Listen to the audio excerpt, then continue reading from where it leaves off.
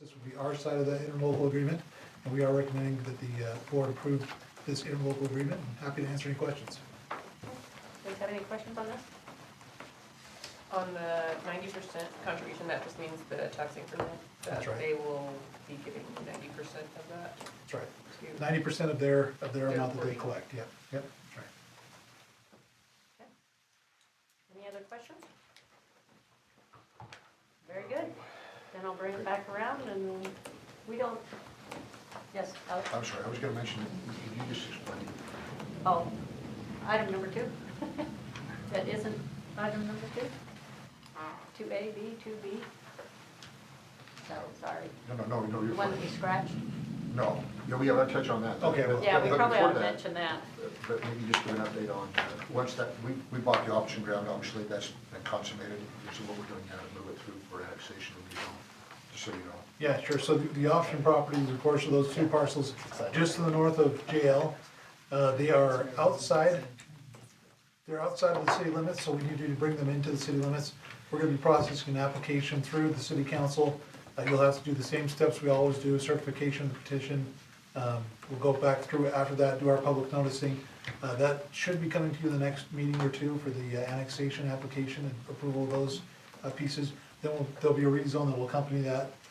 So that's on the horizon. I'll just mention what the mayor mentioned, which was, we were hoping tonight to have our public hearing for the last kind of step on this RDA, which is to amend our budget, and that will happen on April 4th. We had a little bit of noticing error, so we communicated that, we had somebody stick around, we had inadvertently noticed it for Tuesday night, we had someone stick around Tuesday night, we had a couple people show up, and we were able to, most people were very, very understanding, but there was a fairly large notice, kind of an unusually large notice, because we have some residential up there, but that's scheduled for April 4th, and that'll be the next step. On the cover sheet, there's a line, I just wanted some more information, I just said, the current approved EDPP does not have an income limit. So can you explain that to me? Yeah, that was just, sometimes we put caps on these, the RDA or the taxing entities, the school district will say, yeah, we'll allow you to collect up to this amount of money.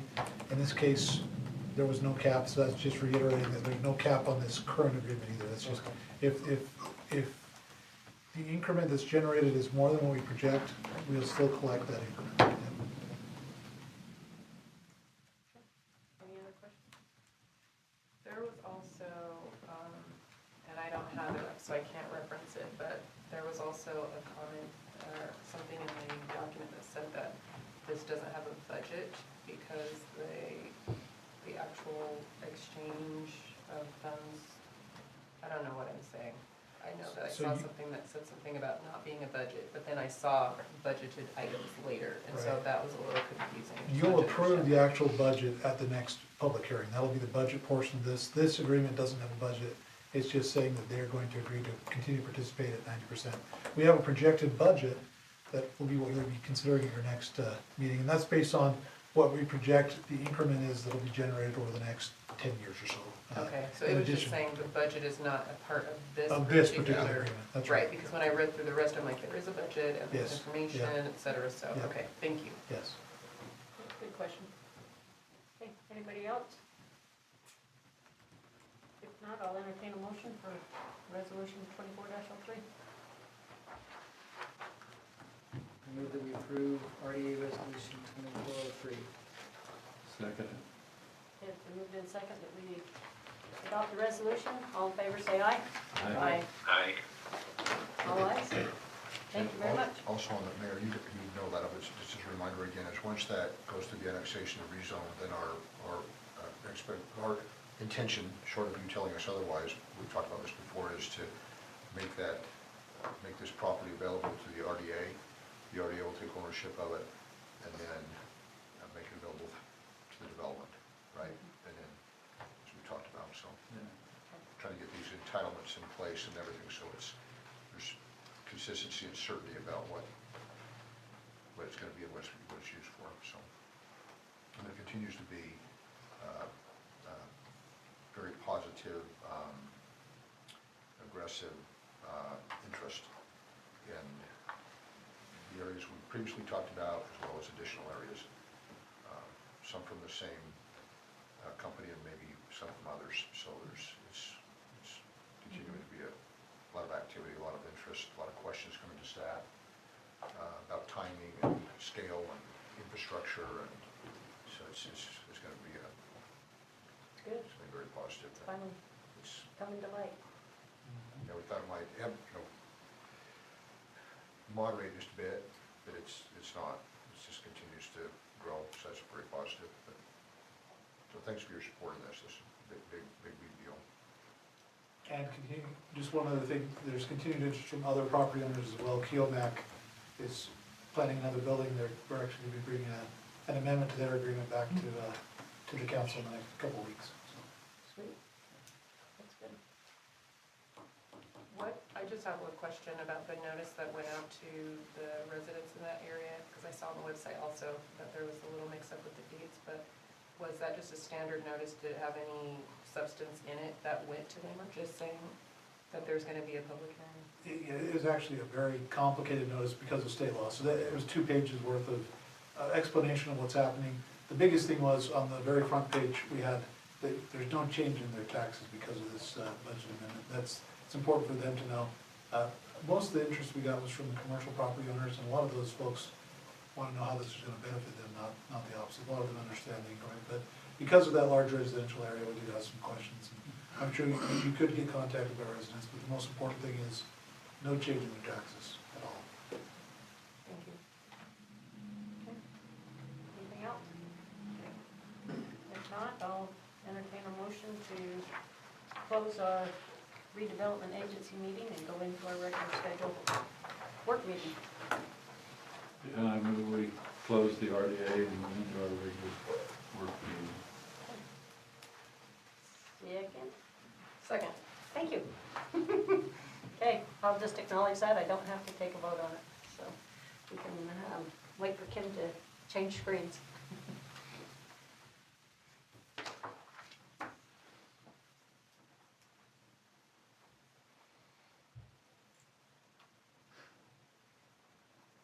Okay, you're good? Okay. I'd like to acknowledge the fact that we are now going into our regularly scheduled Layton City work meeting for March 7th. And we have a few items here of discussion, and we're going to start out first with the mayor's report, which we agreed to change that a couple meetings ago. So I'll just start off with first, I did get a board briefing that I will email back out to you guys again from North Davis Sewer District. And realistically, the main things I just want to point out there is that on Fairfield Road, they're starting the design process for upgrading the pipe along Fairfield Road. Right, Steve? This is right up your alley. And they're hoping to have that design completed by this fall. And then I guess construction will be after that, probably next spring. And then also, I mentioned to you last time as far as the construction on Hillfield Road, just for kicks, there's approximately 1,460 feet of new pipe that's being placed along there, along with those 6 new manhole covers. So those are just the key things that are about our city that's on there. So anyway, going on to Wasatch Front Regional Council. Just like you guys have been involved with the legislative session, I mean, there's a ton of stuff there that they got funding for. I'll quickly recap most of the funding that they received. They had $775 million as a one-time and $330 million ongoing for the Transportation Investment Fund. They have $45 million ongoing for the Transportation Investment Fund as well, which is primarily that's for the active transportation from last year that was approved, and now this is the ongoing funding. Please get your teacher. That's my next item. Yeah. There's $50 million from one time for the Point of the Mountain transportation stop that got funded. There's also $500,000 for the to complete a power corridor transportation study. So that's one that will be coming down the pipe. 225,000 for the GOEO for the market capacity analysis that they'll be doing. And then 75 million for one-time in a variation of transportation projects.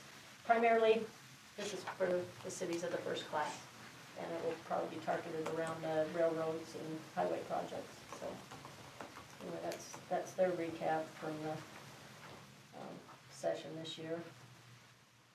The other thing that I wanted to report on, I mentioned to you that the county's been, we've had our homeless committee, and they obviously submitted for funding, which did not get funded.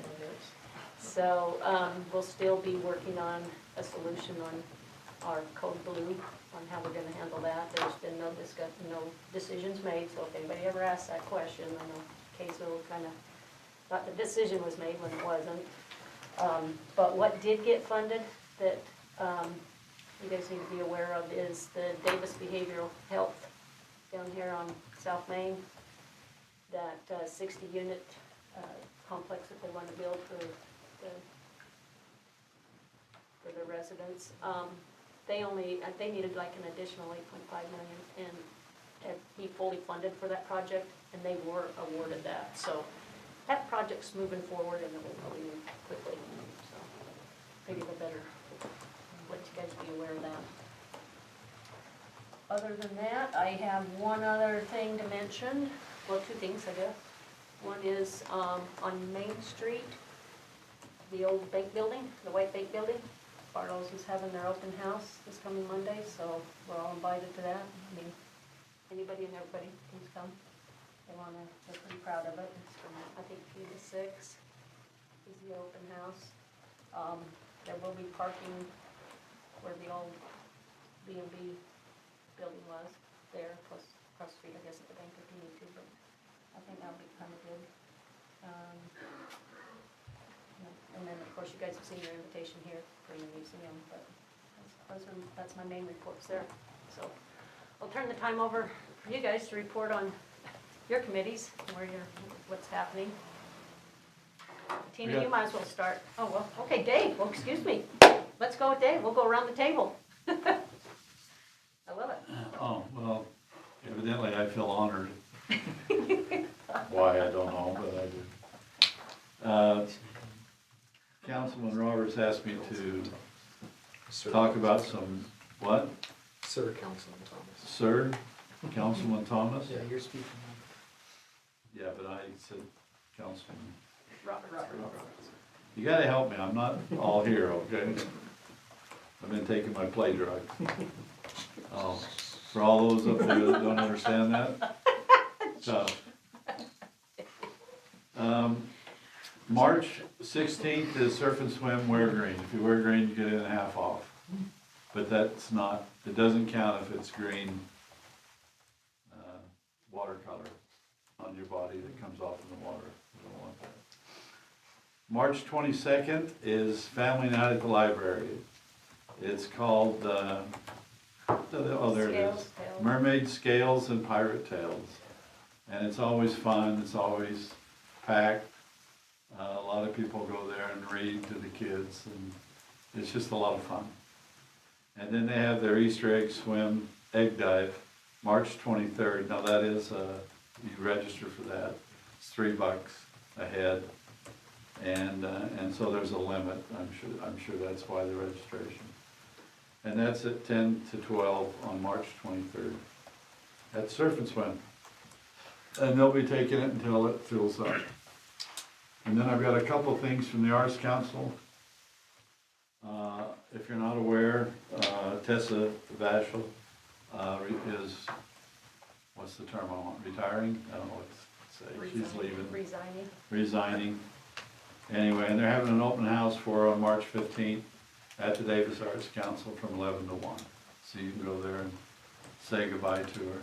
They've also hired a Arts Council fundraiser. They have a different name for it. I don't know what it is, but yeah, it's Christine Wojciechowski, who is done quite a bit. She's really well She's well known in the involved area. in the area and with It's done raising money, fundraising and as so well. I think she'll be a great, and she's starting March 18th, and they'll have a open house for her, but I didn't get the announcement on that, but anyway, she's starting on the 18th, so there were some changes there, and, their season was not affected. They already had it pretty well done. They may have a few groups to get contracts done and stuff like that, but as far as everything else, they're ready to go, so. Did they hire a new director?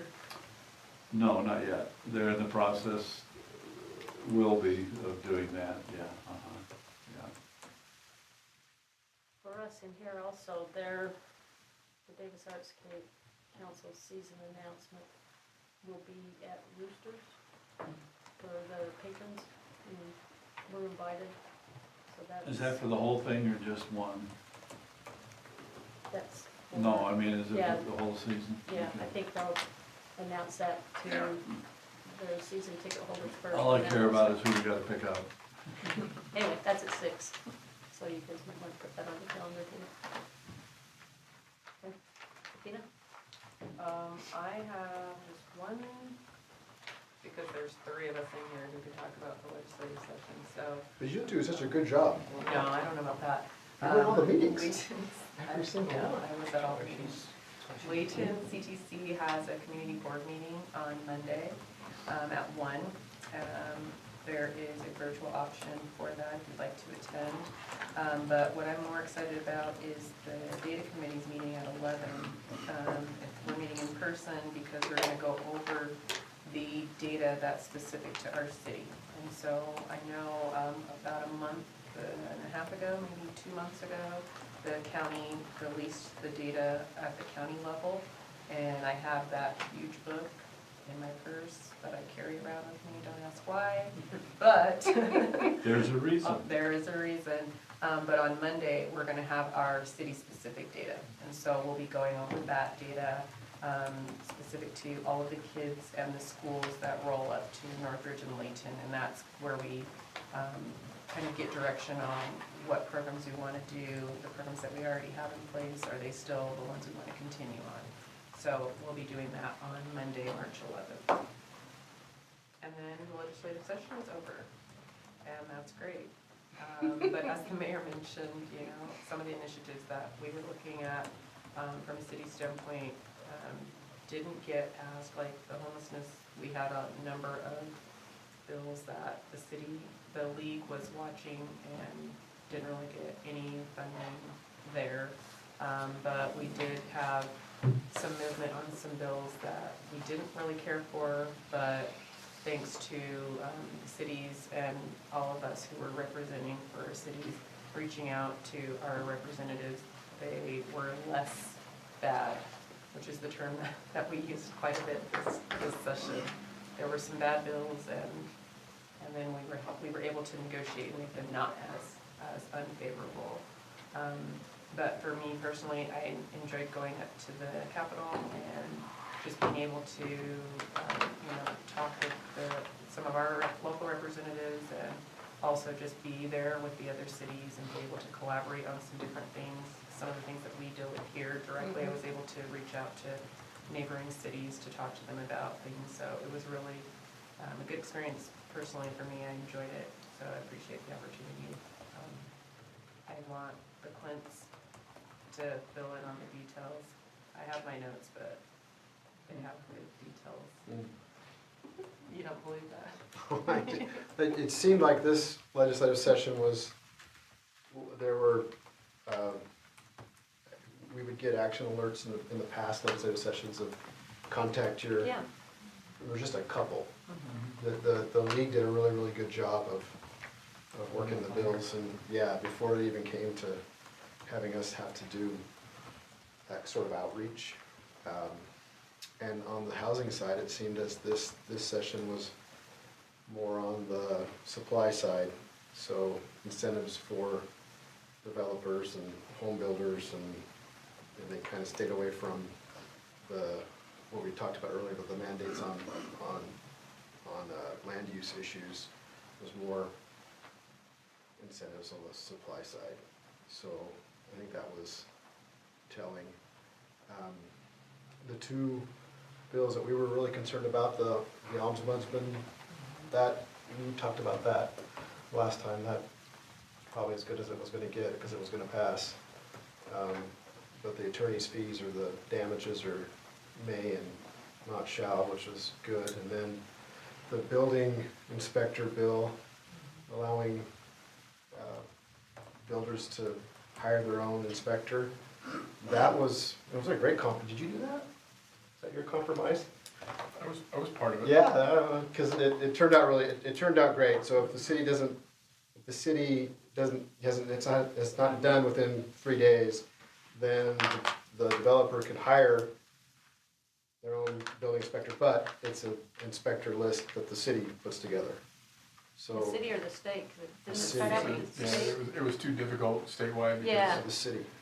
you've got Logan and you've got St. George and it's too So- difficult. So it's Good. created and maintained by the city, and it also can be other city inspectors. So for us, it could be Kaysville, Syracuse, Clearfield So inspectors. that was, Okay, that's good. from where it started to that was Good. probably Yeah, better. that is Yeah. good. 99% of our inspections are done within those 3 days, usually within one, so. Yeah, that was, Great. yeah. So for us, that was like the big thing, because initially that bill had no leeway for inspections being completed Right. timely. It was just, we're gonna let builders choose their own inspectors, period. So, yeah, that was a big, Feel good? that was a big win, I think. Work on that one was done behind there weren't committee meetings for that one because it was after they suspended all the rules, they were working on that one, so good job on helping with that. Ramp commission, is it one meeting left, Monday? Is There will be one Monday, and they may Maybe ask another to do one. another one. almost done with those, so. So they'll be able to, I think they give the recommendations to Yeah. Alex and then to us. We'll bring our recommendations to Alex so that it can be included into the budget that he presents, and then you guys will have an opportunity to talk with our chairman. That works. Okay, that's it. All right.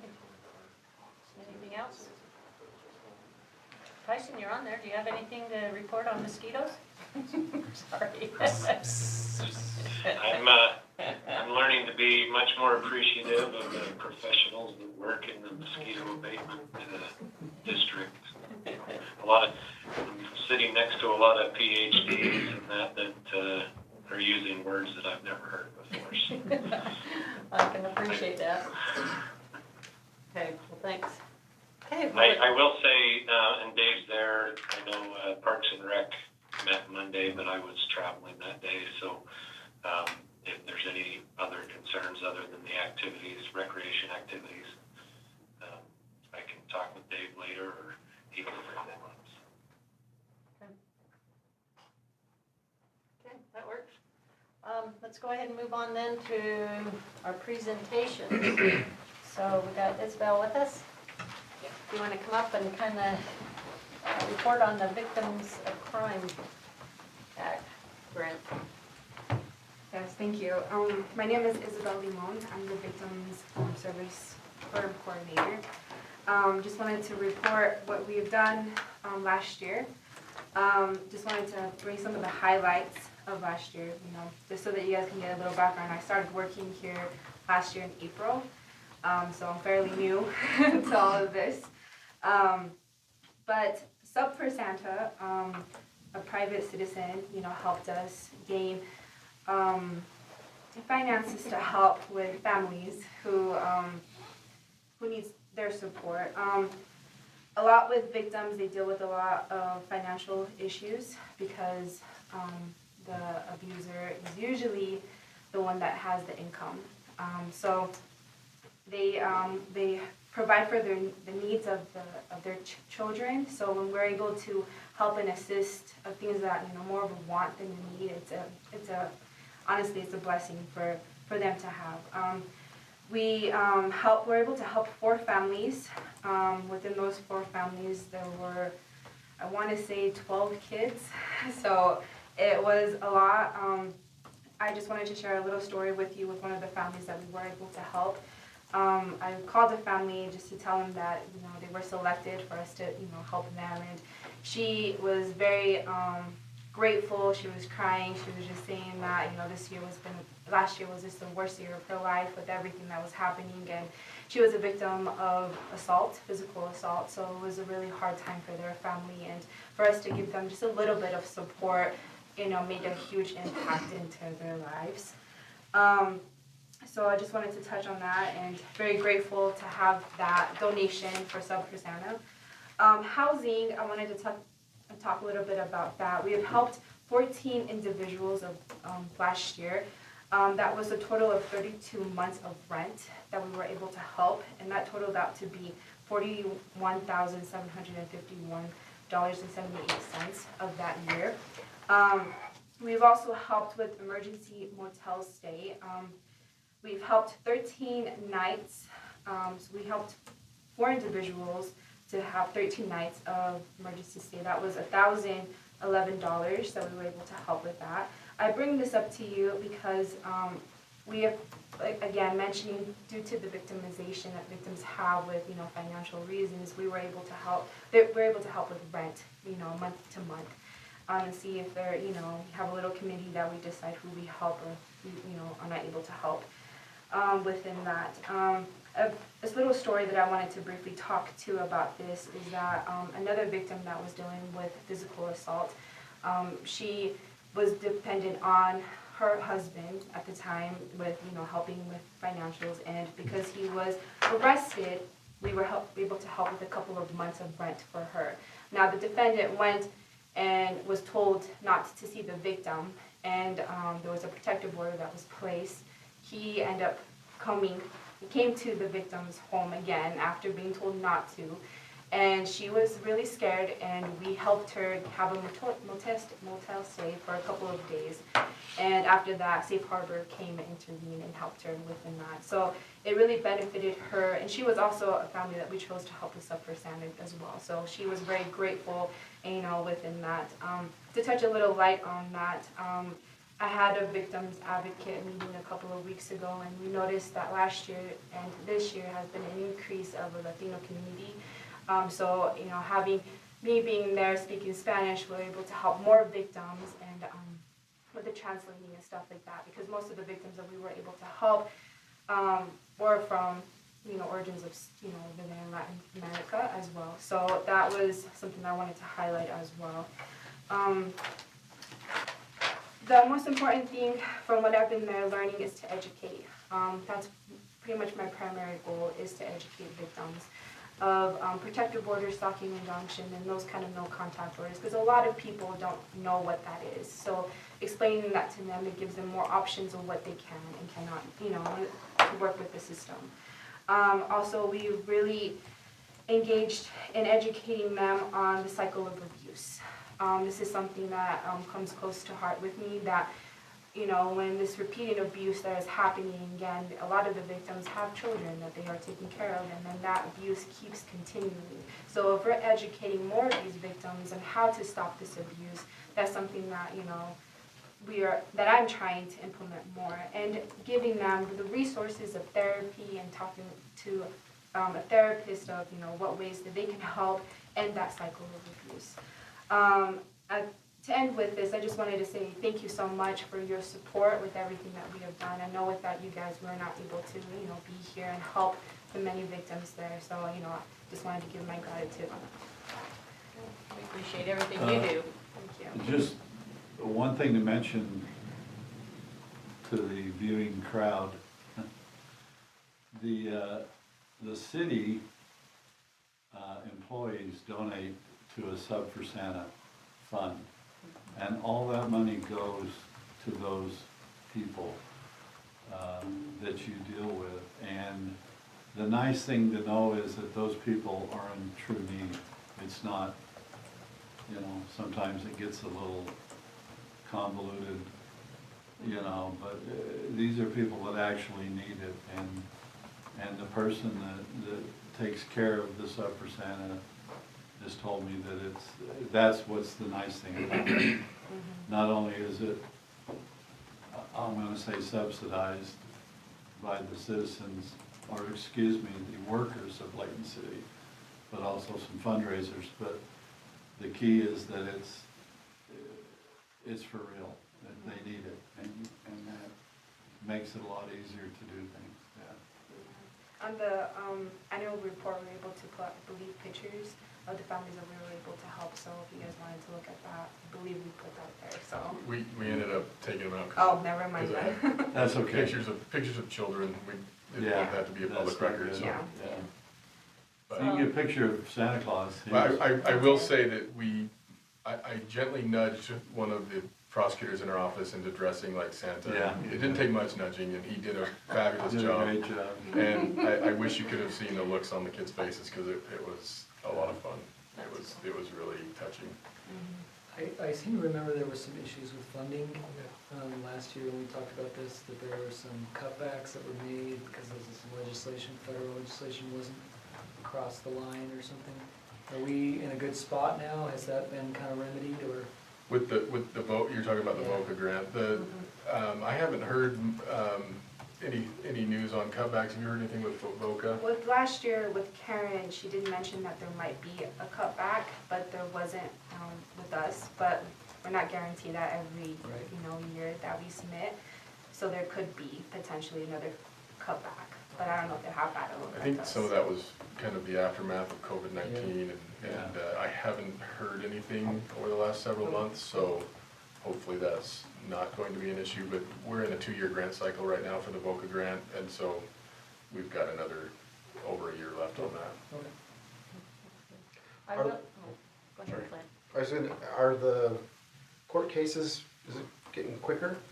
In other words, like backlog, and we were talking about this last year, the year before with, again. So, with the yeah, I can pandemic. probably answer Is that one. by- That's actually, a portion of our annual report is dedicated to that, but yes, it has gotten faster.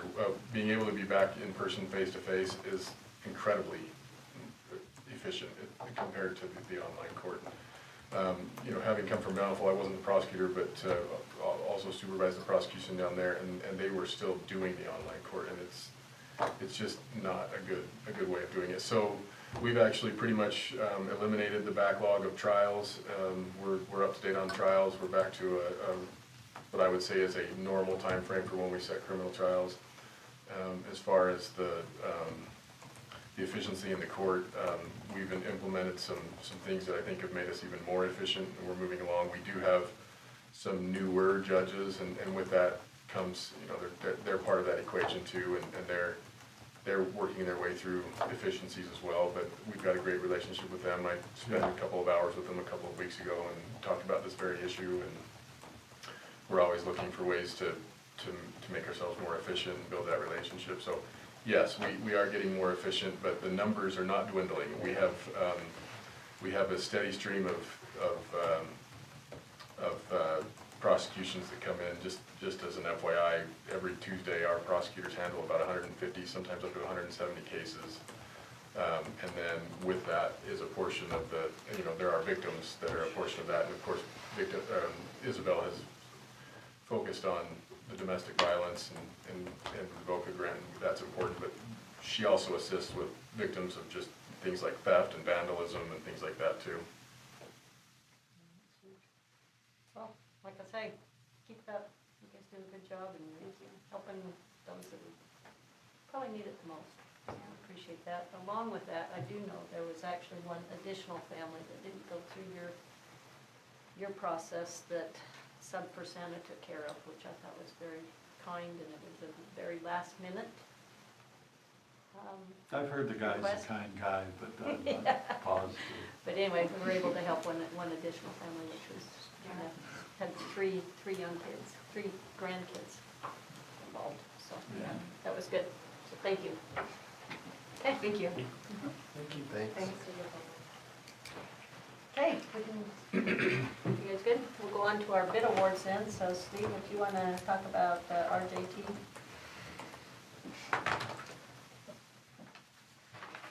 Thanks for letting me come again. Hopefully we're short and sweet for you. So tonight we do have 2 bid awards, but I'm just going to talk about the first one. to RJT Excavating for the Gordon Avenue Secondary Water Trunk Line. So this is the project that we've been talking about for years. First phase of it in the green there, S7, essentially from Fort Lane and Gordon all the way down to I-15. So just over a mile of pipe, 36-inch diameter and 24-inch diameter, so some of the largest pipe we will have in the city. It's a restrained joint pipe, so each joint locks in so that if the forces on the pipe are enough, it won't move and things like that. So it's kind of a special type of pipe to make sure that we don't have any problems with this in the future down the middle of one of our major arterials. So the vicinity map, I did bring the plans if you want to get that detailed, but if not, I think this is a great representation. We're going to start basically just at Rainbow and Gordon and work our way west.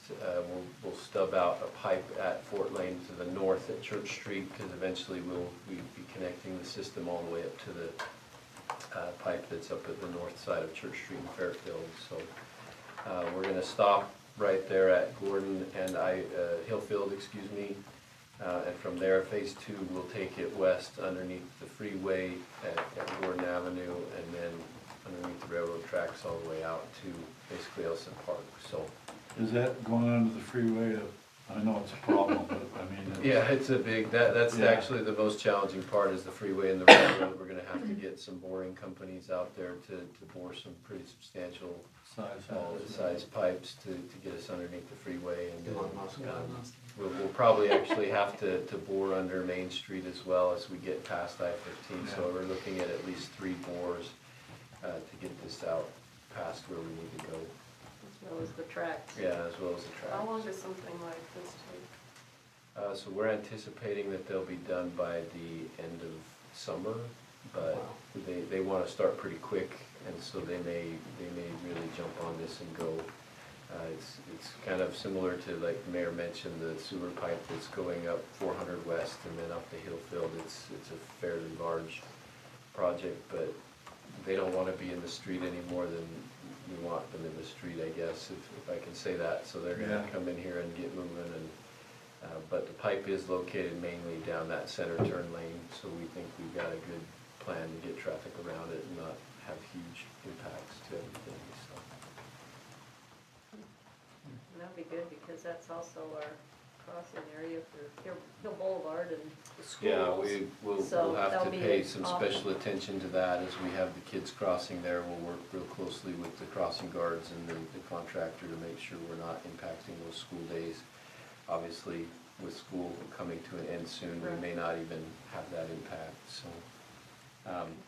So yeah, the bid came in at just under 5.2 million. Our estimate was 4.5 million. There's some cost savings we're already looking at to try and close that gap a little bit with regards to some of the bid items that we have in there are kind of contingencies in case we need them. We don't anticipate needing to spend all of that, so we're hoping to stay right at that 4.5 if we can do some value engineering, I guess, to make sure we're judicious with the money. And then, as I mentioned, we did just receive that Governor's Office of Economic Opportunity grant for $5 million, and that has been signed, and we're working on getting the first tranche of money. I guess 90% of it they'll pay up front to us, so that's really good.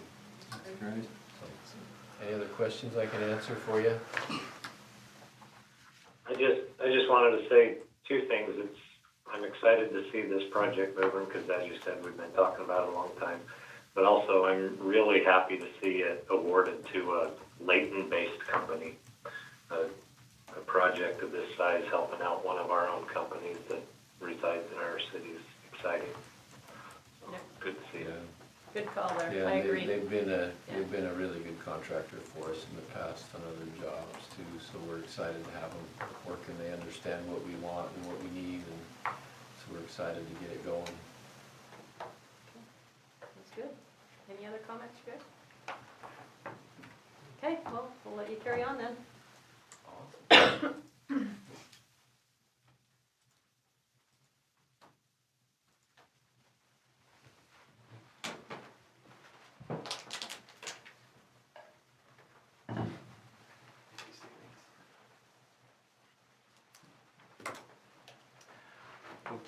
Good evening. We're grateful to be able to be here with you this evening. This evening, we would like to talk with you briefly about the pedestrian overpass of the Front Runner. And we are prepared to move forward with an agreement that will allow us to hire a consultant to do the design work for this. I think you've seen this before. Joellen has been very aggressive and successful in receiving federal and state grants to help fund this project. Right now, as you can see, we have $7,863,325 secured dollars for this project. This year, we will be asking for $445,000 from the ramp fund to finalize that project, or the funding for this project. We'll go through these with in council so that you can also, the residents will be able to see it. But this is a critical part of not only our trail system, but also for the development that's occurring on the west side of the Front Runner, and also the development that we'll see happen on the east side of Main Street. This bridge will make that much more accessible on both sides. The Kimley-Horn agreement is for $1,057,546.25, and they will be doing all of the engineering and architectural work for this bridge. So you can see a schematic of it here. On the Front Runner side, it's this profile that you're looking at, and so it fits right into the space that UTA has there. The overpass will come over, and then that structure lands on property we secured during the development of that apartment complex. And so the property is already set aside for this use. It will provide that connectivity between those large groups, and also will connect our trail to the west and the east. Any questions as we dive On into the, this?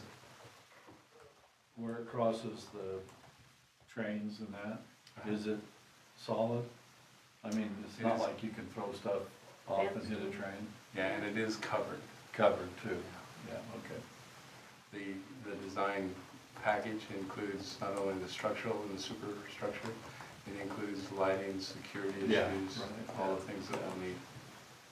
I think when we first talked about this, there was mention that it's similar in design to the one that's at Farmington Station. Is that still what you are thinking? The design is still to be fully developed. The functionality of it, it will be very similar. It has elevators for those that need it, and they are also looking at accommodating bikes. That's what I was specifically talking about, because on that side, I used to take the train and the bus to work, but on that side, they had, in Farmington at least, the open where you can walk up the stairs, come down the stairs, but then they also have the elevator for those who need wheelchair access and can also carry their bikes up the elevator if needed, so. Just a little detail with the stairs, they have these new, when they design those, they have a way that you can just roll your bike up while you're walking up the stairs. Oh, cool. So you'll be sure to include that. Yeah, that's cool. They have that at Brayton. That's why we Yeah. have you. You bring all the trick stuff. That and the $7 million. Well, yeah, that and the $7 million. Yeah, yeah. Now, And to tap into that additional 45 there. we're pleased to get started on this. I think it'll be a real amenity for, for the long term for our city. Yeah, no, this is great. Great. I appreciate the update. This is, I know we've talked about it for a while. Do so they- it's kind of fun. Does this tie into UTA any way? Well, they're involved. They're helping us with Yeah. the ground. Okay, so, like, would there be buses on the other side? On this side?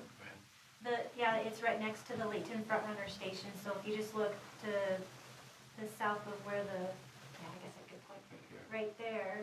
That's where the buses are. Yeah. That's where the buses will be, Uh-huh. okay. And then there'll be an additional Well, that'll loading, be neat. there'll be an Yeah. additional loading area here, so platforms they can go in onto the platform to load on. Yeah, was this one that had the UTA agreement attached to it? Holy shit. This one, it's a No, in our three-way. packet. Oh, You yeah. guys, I mean, talk about a mega contract. You'll be earning your money on that one.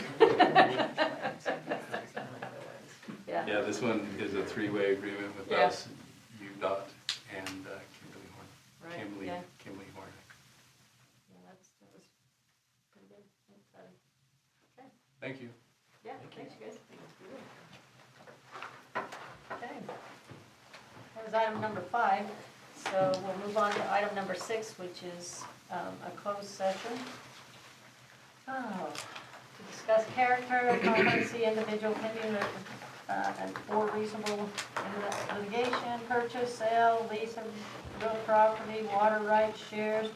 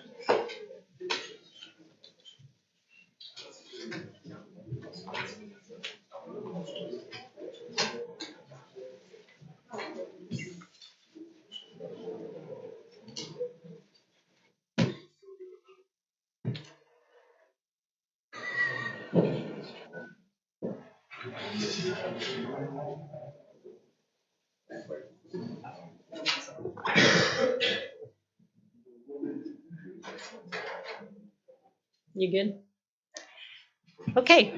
It looks like we're ready to go ahead and start our Layton City Council meeting for March 7th with a start time of 7:12. And again, I'll apologize for our tardiness here, but we've had some important information that we've needed to discuss.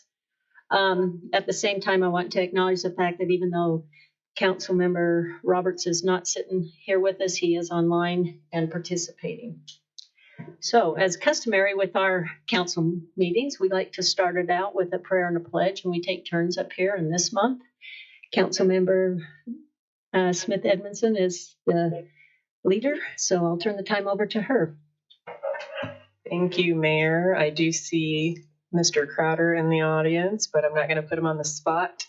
Normally, if there are visitors, I do like to offer for our visitors to do a prayer or a pledge, but I don't want to put you on the spot. So I'll do the prayer first. And sorry, Dave, you're already standing. It's okay. I'll do the prayer first. Let me sit down, no problem. And then I'll invite you to stand and we can recite the pledge together. God, we thank you for this night that we have set aside to do the business of the city. God, we thank you for the city that we have. We thank you for all of the folks who work for our city, our first responders, God, and everyone who's even been here or who is present on this evening. God, we ask that you give us guidance and wisdom as we do the business of the city today. Be with us in every decision that we make and help us to have thoughtful deliberation on the things that come before us tonight. God, we thank you for the guests of our city that we have on tonight. God, we ask that you look on them and those who are also watching via live stream tonight. Lord, we thank you for our council. We thank you for our mayor and the city staff that helps us in the decisions that we need to make. And we ask that everything we say and do be directed and ordered by you. In Jesus' name we pray. Thank God. Amen. Amen. So I'll ask you to stand and then we will recite the pledge together.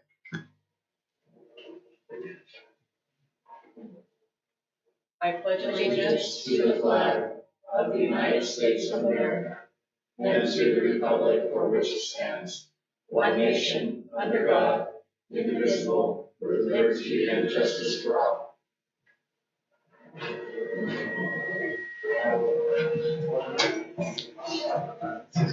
Okay, very good. Thank you very much. I appreciate that beautiful prayer. Okay, council, we have 3 sets of minutes that we need to approve. If any of you have any corrections, please state it. Otherwise, I'll look for someone to make a motion and also read off the dates of the minutes to be approved. First, I just want to thank our recorder because she does an amazing job with our minutes. I move that we approve the Layton City Council meeting minutes from January 18th, 2024, the special meeting minutes from February 6th, 2024, and then the Layton City Council meeting minutes of February 15th, 2024. Second. Okay, it's been moved in second that we approve the minutes as written. So all in favor, please say aye. Aye. Okay, thank you. That was unanimous. We'll move on now to our municipal event announcements. And I know that we have a few of those tonight. So Councilman Thomas, go ahead and start. Sir? Sir Thomas? Surf and Swim is having a Wear Green on March 16th. You get in for half price. So if you wear green, you get in for half price. Then on March 22nd, they're having family night at the library. And this is the family recreation, and it's mermaid scales and pirate tales. So we'll go there and we'll have people read. We probably won't invite certain people that are sitting in the audience because they probably, well, maybe they could read Run Jane. Yeah. I won't mention his name out loud. Second, we have third, surf and swim Easter egg dive. Now that costs a couple of bucks, $3 to be exact. You can register, and then when they're full, then they'll obviously quit taking registration, but you can go there and if you can get in, they have things going on from 10 to 12 on the 23rd, which is a Saturday. And just for information, I'm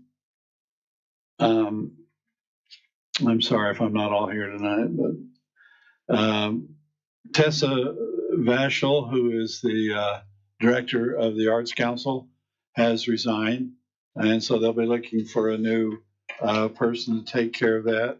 They are having an open house on March 15th from 11 to 1 at the Davis Arts Council building.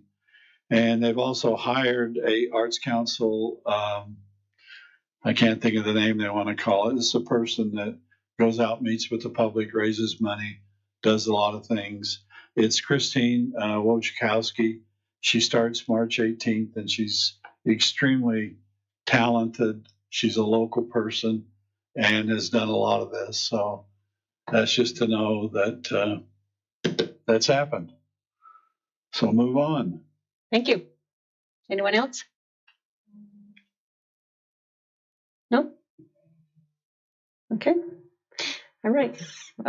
Maybe just as also the open house announcement, this is something that the public has been invited now, so I think it's appropriate to go ahead and say this, but the old bank building on the corner of Main Street and Gentile, the white one, it's been renovated and it's going to be converted into an office, and the folks that have done that is offering an open house this coming Monday from 3 to 6. So if anybody would like to go in and see what they've done, they're opening it up for all of Layton to come see.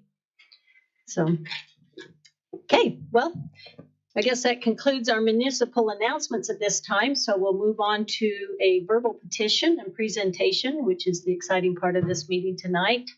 I'm very honored to be able to acknowledge, and even though they're all sitting in the back row, so those folks that we live stream aren't necessarily seeing our state champions for the state 4A boys basketball. As customary with the council, we do like to acknowledge our state champions within our city. And so with that, I am going to actually read a proclamation that on behalf of the council and myself, and then we'd like to have Coach Stanley come up to the dais up here and kind of tell us all the highlights and how fun this is, and the fact that this team has, well, not just this team, but this school has been a state champion for what, the last 7 years? Is that right, Chris? 7 times, not 7. 7 times, but okay, 7 times. But the fact that each time they started out in the 2A and became the champion, they went to 3A, became the champion. First year at 4A, you're the champion. So, I mean, that speaks high of the coaching there. So, with that, I'll go ahead and read this proclamation. It says, whereas Layton Christian Academy boys basketball team experienced unparalleled success with winning their 7th, we did say consecutive, so I will correct that, state championship. And whereas the Layton City, excuse me, I keep saying city, it's Layton Christian Academy basketball program is created around hard work, dedication, honor, class, pride. And whereas the team consists of 15 players from 12 different countries, and whereas the team's overall season was 26 wins and 3 losses, and whereas the Layton Christian Academy boys basketball team beat opponents in their region by an average of 18 points. And whereas during the fall and winter semester, the team's GPA was an astounding 3.433. And whereas a 9-win, 1-loss region record led the team to the state playoffs. And whereas the team represented not only their school, but also the community of Layton City. And whereas one player was chosen as the MVP of Region 8, one player was chosen for first team of Region 8, and one player was chosen for second team of Region 8. And whereas Coach Casey Stanley is in his first year at LCA after coming from Arkansas State University and 14 years of the NCAA Division I basketball coaching. And now therefore, Layton City proclaims its recognition of the 2023-2024 Layton Christian Academy's boys basketball team as the Region 8 and State 4A champions. In witness thereof, I have hereto set my hand and caused the seal of Layton City, Utah to be affixed on this 7th day of March of 2024. So I think we deserve these kids a stand-up ovation, right?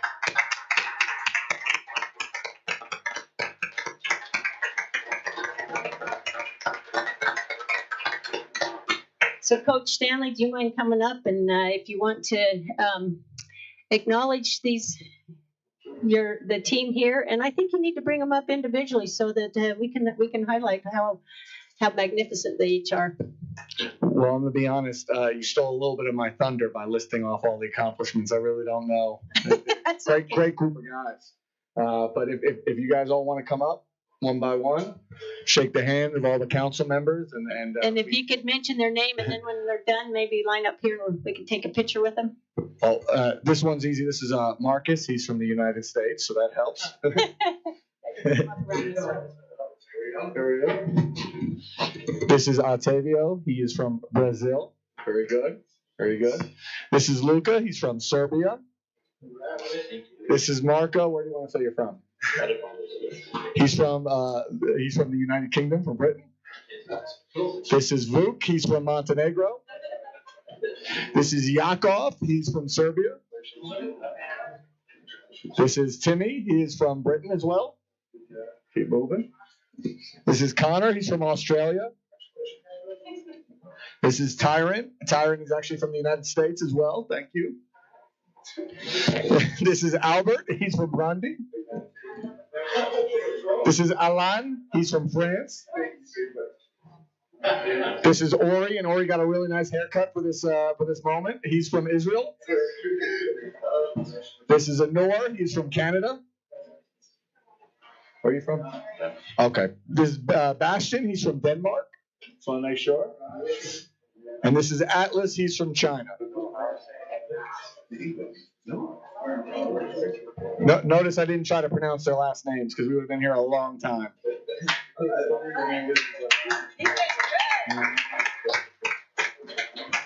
This is exciting. You guys mind coming around here? Even though you're probably taller than the rest of us. We may have to come down and join you, but we definitely want a picture of that. Be there.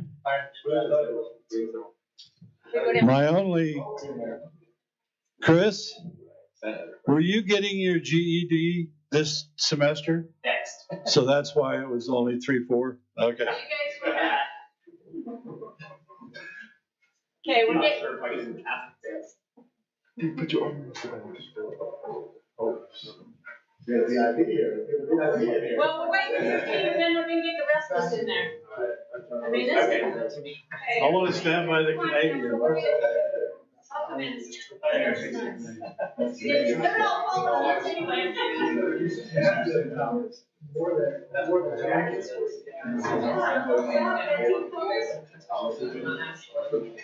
Okay, ready? 1, 2, 3.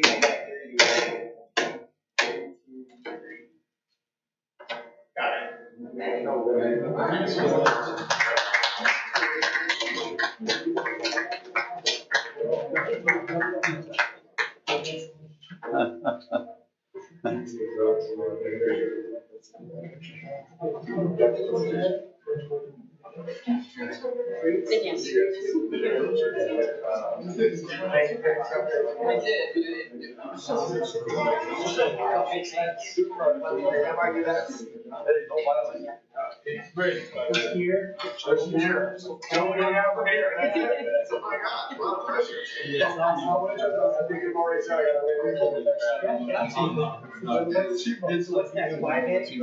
Yeah, I was gonna tell you, Miss Mayor, we petitioned to move up to 5A, so, yeah, so maybe we'll play Northridge next year. They won't like it.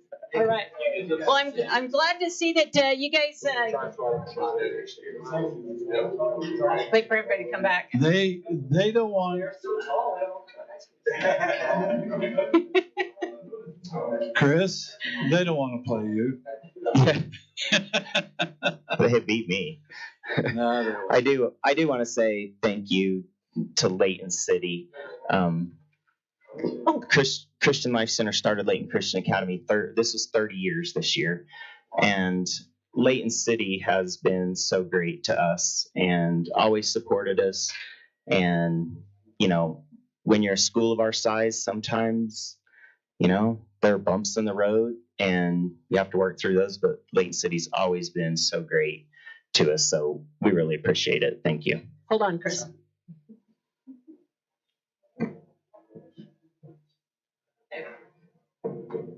This is the official proclamation that's going to be presented to you for your school, and I will make that correction, but I want you to have this tonight Okay. so that you know how sincere we are and the fact that we got you here right after the title this year. So Thank you. Well, thank you. We appreciate it. I want to say one more thing, because some of you might not know, but we have 346 international kids this year from 41 different countries. And a lot of that was, due to charter schools and stuff that we had to do, but we've found it to be just an incredible ministry, and we just love it. The stories of these kids are so amazing. I had a kid that was, I said, "What are you here for?" And he said, "I want to become an engineer, and then I want to go back to my country so I can help build our country. But I want to come here and learn engineering." And so those are the things that we're doing right here in Layton. People are coming here, they're going to school. A lot of kids go to Weaver State. Does Alan have a scholarship offer from Weaver State? Alan and Tyron. Alan and Tyron, raise your hands. Alan and Tyron have already, they're juniors, and they've been offered scholarships at Weaver State. And so that's awesome. Weaver State a lot of times recruits outside the state of Utah, so we'll have some Utah boys at Weaver State, if that's where it ends up being. But they come to Layton Christian Academy. Layton City is so welcoming. The neighbors, everybody's so welcoming, and then they go on and go back to their home countries a lot of times and change the world. So it's really awesome what we get to do here in Layton, and we appreciate you guys are a part of that. Layton City is. So. Well, don't leave, because I do want to say thank you not only for what you do as the Learning Center, but what you do in the community for a lot of your charity events. I know every month you guys open it up for a food drive, no questions asked. But I don't think everybody realized what you said earlier. I mean, you went from 2A to 3A, you're now 4A. Tell us what your plans are next. So when we first started, we were a 1A school, small, and then we became 2A, and we won the championship in 1A, 2A, 3A, and then last year we were in 4A actually, and we lost, but this year we won the 4A, and so we petitioned to go up to 5A because we honestly don't go out and try to, hey, let's win a championship. We want to play in our competition level, and the Utah High School Athletic Association has really made a lot of strides. They used to not let you do that. You just had to stay in your level, but they now allow public schools and private schools to kind of play to your level where you are. So, we petitioned to go up to 5A, and they'll decide that in March, and then that'll be fun. We'll get to stay a little closer. When you're playing 1A, 2A, 3A, and you're like going to St. George and all over the place, and so we'll get to stay a little closer. We'll save gas. Anyway, thank you. Well, thank you, and we have to say congratulations again. That's cool.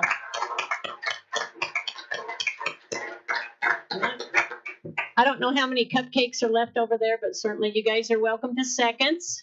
You know, we planned on a team, yeah, and we know that, you know, you guys are more welcome to go ahead and take seconds and take all you want there. And you're welcome to also have an education and stay at the meeting and understand how your local city government works. If not, you know, you can also depart if you so choose. But anyway, thank you for being here tonight. We really appreciate this. Okay. Go ahead. Did you want to say something? Yeah, just as an aside, just it was interesting because I was looking at the scores of the games, and the 4A state championship was Layton Christian, and then the 6A state semis was Layton High. So we had two teams in the semis. Harvard So there. yeah, tough loss, but Yeah. pretty cool to see. Okay, well, good job. I'm proud of Layton. I'm proud of all the kids here. And I speaking of kids, just so you know, typically we'd have one of our youth councils sit up here with us, and today they are up at Utah State on a leadership training. So they'll sit with us again at our next meeting. So, okay. I will now get back to our regular scheduled meeting. And I appreciate the patience here. We do want to move on to our citizens comment portion of our meeting. So if there's anyone in the audience that wishes to address the city council, you're welcome to come up to the dais or up to one of the mics here and state your name and address for the record, and go ahead and let us know what your thoughts are. Okay. Seeing that there's none, we'll go on to item number 5, which is our consent items. And these consent items, we have 3 of them on our agenda tonight. So we'll actually hear all 3 items, and then they bring it back to the council to act upon it in a single motion. So tonight, all 3 items will be presented by Mr. Jackson, or 2? 1? Okay, all right. 3, 2, 1, right. Okay, well, we'll start with our first item. And Mr. Dave Price, our Parks Director, will educate us on this, and it's regarding an agreement with Layton City and the Utah Department of Transportation. So, Mr. Price. Thank you, Mayor and council members. This evening, I have the opportunity to present Resolution 2407. If approved, this resolution will accept a proposal for an agreement between Layton City, Utah Department of Transportation, and Kimley Horn and Associates for the professional pre-construction engineering consulting services for the Case Creek Trail pedestrian overpass at the Layton Frontrunner Station, located at 150 South Main Street. Layton City has obtained $7,803,325 in grant funding to help construct the Case Creek Trail pedestrian overpass, proposed to span the width of the Union Pacific Frontrunner Rail Trail corridor and touch down immediately next to the Layton Frontrunner Station. The overpass proposal will connect the east and west alignment of the Case Creek Trail to the Frontrunner Station and the downtown area of Layton. The project scope is to include a new pedestrian bridge with an elevator, stairs, lighting, and safety improvements such as cameras to connect to the Case Creek Trail.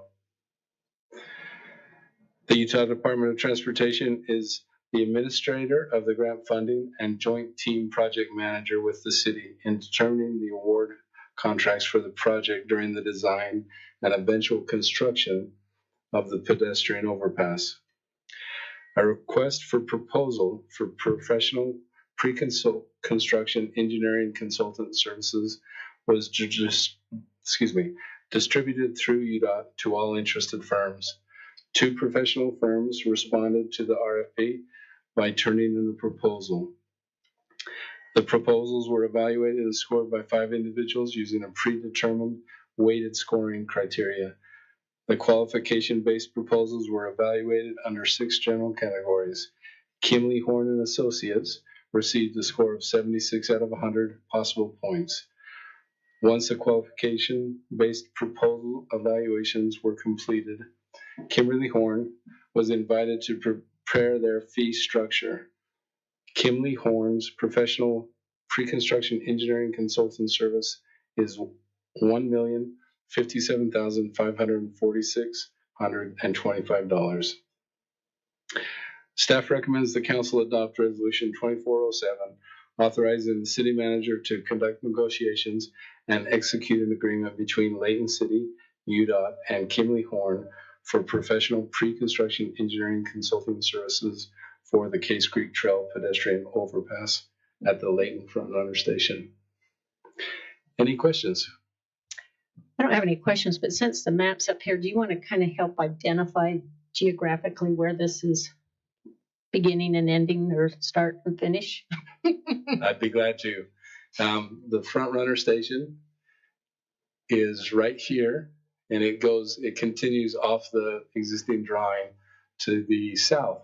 But this is where the buses come in off of Main Street, and the people using the Front Runner and the city bus systems and the ETA bus systems have the ability to enter. There will be a new pedestrian loading platform that is right here, and so instead of having to walk all the way to the south end of the parking lot, this will allow them to come straight over. The overpass, this area right here on the north end of the parking lot, is shown in this part of the drawing. That superstructure allows the people to come straight up the stairs if they choose to. There will also be an elevator located here that will allow people to come up and then cross over the train right away and exit down on the other side. And we should have brought a bigger picture.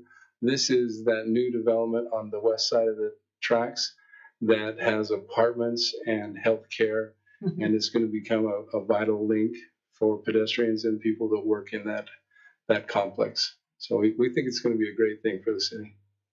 Okay, it is. I'm excited for it. I think it's definitely warranted, and I just see so many people using that Case Creek Trail, and this will just, again, have that connectivity to the east side. And if you flip back to your other map there, people will see where that trail will extend. Well, thank you. We did have a larger why map. don't you kind of talk to the fact on how that extension, the bright green dotted line, will extend?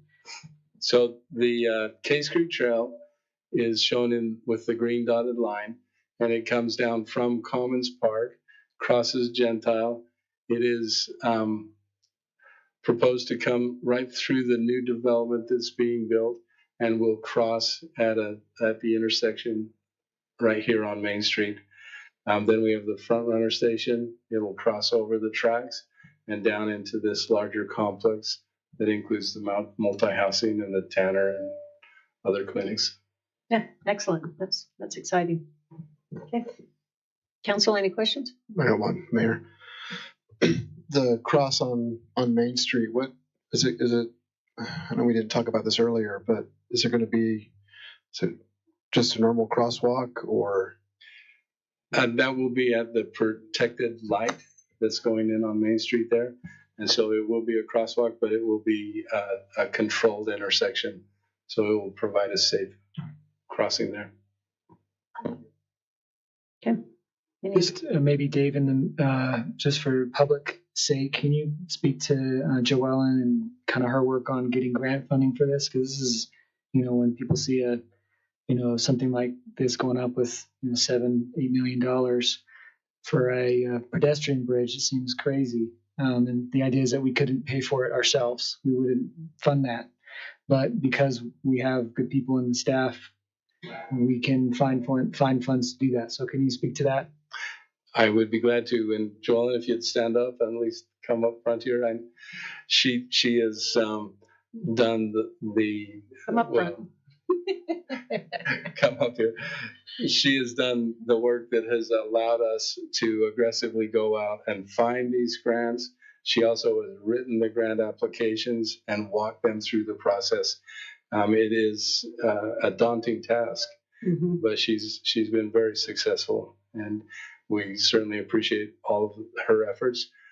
We agree as staff that we simply couldn't have done this without her efforts in achieving this money.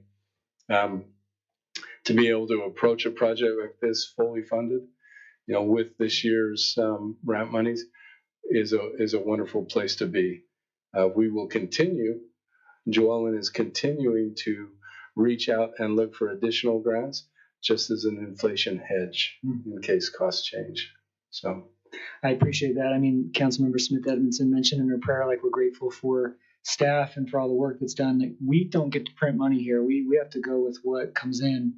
And so I can just tell you, it just makes our job a lot easier. And the citizens around Layton, all 85,000 of them, don't realize the work that gets done. So just appreciate it. Just wanted to give you a chance to for us to say thank you.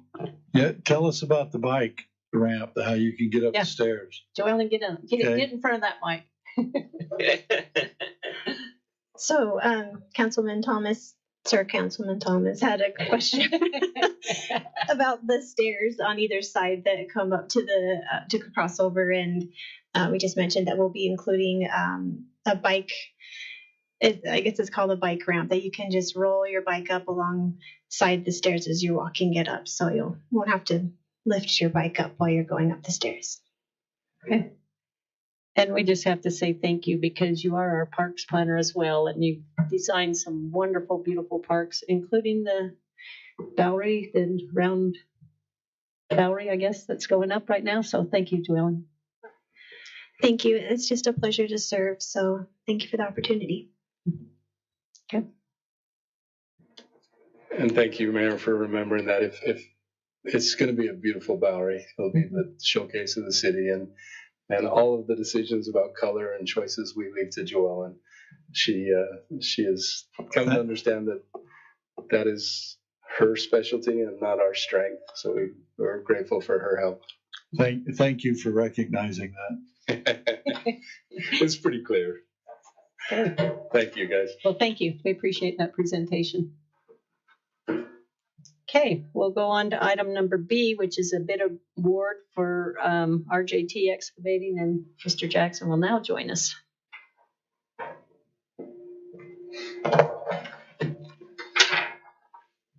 Mayor, Council, it's good to be with you tonight.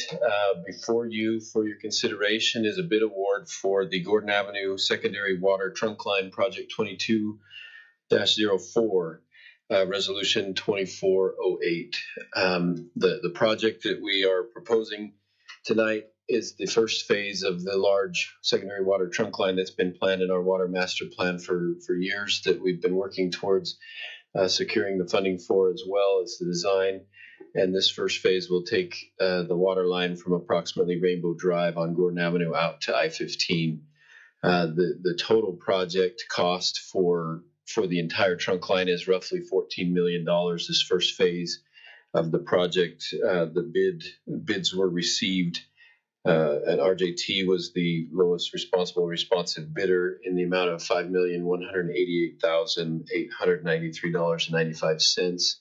Our engineer's estimate was $4.5 million. With this project, it'll be a 36-inch pipe, roughly a mile long, with some 24-inch pipe as well, stubbed to the north on Church Street to be able to connect our reservoirs. So we're really excited for this project and to be able to get it moving, as well as the second phase is in design. So we'll hopefully bring that to you here in a few months as well to be able to get this second phase moving as well. So staff would recommend that the council adopt Resolution 2408, awarding the bid to RJT Excavating, and authorize the city manager to execute the engineering agreements or the agreement, for the Gordon Avenue Secondary Water Trunk Line, Project 22-04. Is there any questions I can answer? Any questions? I don't have a question, but maybe we talked about this in the back during the work meeting, but if you could just give the public a little bit of information about how they would be able to get around during a project like this, and maybe a time frame of how long it would take. Yeah. So we anticipate that the project will start here shortly with the spring weather coming. The roadway is a 5-lane roadway, and the water line is going to be basically down the middle center turn lane. So we anticipate that while the construction is going on, the contractor obviously needs to maintain traffic control. There will be two-way traffic in both directions. There may be some lane restrictions here and there to be able to get around the construction. And then also any crossings that are out there, we'll monitor with the contractor to make sure that the children getting to and from the schools and things can be safe. We anticipate the project will take most of the summer to be able to complete, in early fall would be our construction time frame to have it completed and then wrapped up with pavement and everything back in place. Very good. Perhaps I'll go ahead and speak for Councilmember Roberts, since he was, not so difficult for him, but he wanted to acknowledge the fact that RJT is actually a local Layton business, which is nice. We don't award them because of that. It all depends on the costs and the evaluation that goes into the selection. But I want to acknowledge that as well, that this is a local Layton company. Yeah. Councilor Blocker? If you mind, this is a big project. Internally, we know it's a big project, the specific one. But can you maybe give an idea for the residents about what the purpose of this trunk line is and what like the 30,000 foot view of what we're trying to accomplish by investing all this money? Yeah, so the water master plan was adopted several years ago, and in there, the utilization of the water resources and the optimization, I guess I should say, was extremely important. And part of that was trying to figure out how to supply the necessary water indoor and outdoor for all the residents now and future growth, but also to keep the cost manageable. And I know this sounds like a lot of money, but and it is, but at the same time, without this type of a system, we anticipated that the costs for culinary water delivery from other sources would be quite high. And so this pipeline will allow us to utilize water resources the city owns in these reservoirs to be able to utilize that outdoors and make sure that the water optimization between indoor and outdoor use is efficient and that we can keep the costs down to where we can keep services going. Perfect. Thank you. I mean, just like we can't print money, we can't create new water. Yeah. And so the idea of using the water inside of our city to push it out to the west so that culinary water can be used for culinary purposes. I just, I'm excited about this project because we've been talking about it for a long time, but this kind of water master plan's been for councils before us and lots of forethought into this. And so it's just exciting to see it starting to come to pass because it will help us be able to, when we get to full build out, that we know that my kids and grandkids can have water in the city of Layton, and we're doing the things to do that. So I appreciate your work doing that. Yeah, thank you. And if I could, I'll add, I failed to mention that the Governor's Office of Economic Opportunity gave us a $5 million grant to help with this water infrastructure. And so we're really grateful for that because it does help with the substantial cost of this line. And so we're excited to get that money put to use and to build this infrastructure. You just answered. He just took it. Yep. Okay, thank you. Yeah. I was gonna say thanks for covering it because we do appreciate it. Yeah. Okay. Any other questions? Okay. If not, we'll have you stay up there, Mr. Jackson, and go ahead and speak about our next bid award. Yeah. So our second bid award tonight is to Craythorne Incorporated for the Waterway Removal Storm Drain Improvements Project 2313. Again, another contractor here that works a lot with the city locally. Resolution 2409, two schedules on this one up near 2600 East and 2700 North, and then one on Oak Ridge Drive between Ash Drive and Cherrywood Drive. Both projects include installing approximately 12 to 15 inch storm drain pipe with boxes and other items to remove the waterways that are there that are damaging the roadway, repairing the roadway, and then also fixing the ADA ramps and other incidental work for the storm drain installation. So we received 6 bids on this project, with Craythorne submitting the lowest responsible bid in the amount of $263,044.06, with the engineer's estimate being $250,000. So staff would recommend that the council adopt Resolution 2409 and awarding the bid to Craythorne and authorize city manager to execute the agreement for the Waterway Removal Storm Drain Improvements Project 2313. Council, any questions on this one? Okay. No questions on this one, and once again, these are items that we discussed in our prior meeting in detail, so that's why we're a bit late. But anyway, I just want to bring this action now back to the council regarding our consent items. So council, we have 3 items here that I need someone to make a motion on. I move that we approve the consent items as presented. Resolution 24-07, Resolution 24-08, and Resolution 24-09. Okay, is there a second? Second. Okay, it's been moved in second that we approve the consent items as presented. All in favor, please say aye. Aye. Thank you. Any opposed? Okay, there you have it. Thank you very much. It was unanimous. That's the last item on our agenda for tonight. It looks like we might have a couple of students out in our audience. Is that true? That are here for assignment? Well, welcome. We appreciate you being here. Again, you're welcome to some cupcakes as well afterwards. And with that, we just want to thank everyone for attending our Layton City Council meeting tonight. And we hope you have an enjoyable week. Thank you.